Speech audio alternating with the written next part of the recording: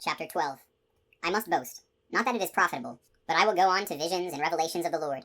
I know someone in Christ who, 14 years ago, whether in the body or out of the body I do not know, God knows, was caught up to the third heaven. And I know that this person, whether in the body or out of the body, I do not know, God knows, was caught up into paradise and heard ineffable things which no one may utter. About this person I will boast, but about myself I will not boast, except about my weaknesses.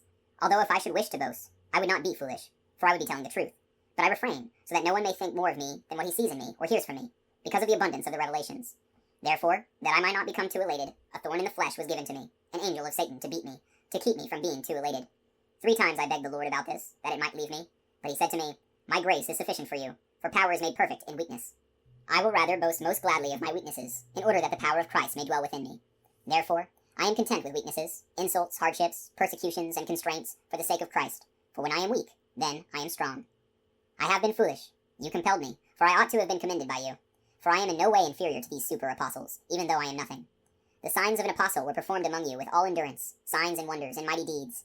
In what way were you less privileged than the rest of the churches, except that on my part I did not burden you? Forgive me this wrong. Now I am ready to come to you this 3rd time, and I will not be a burden, for I want not what is yours, but you. Children ought not to save for their parents, but parents for their children. I will most gladly spend and be utterly spent for your sakes. If I love you more, am I to be loved less? But granted that I myself did not burden you, yet I was crafty and got the better of you by deceit. Did I take advantage of you, through any of those I sent to you?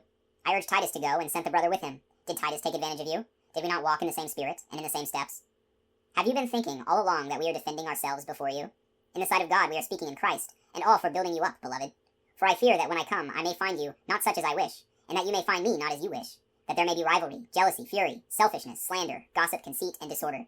I fear that when I come again, my God may humiliate me before you, and I may have to mourn over many of those who sinned earlier and have not repented of the impurity, immorality, and licentiousness they practiced.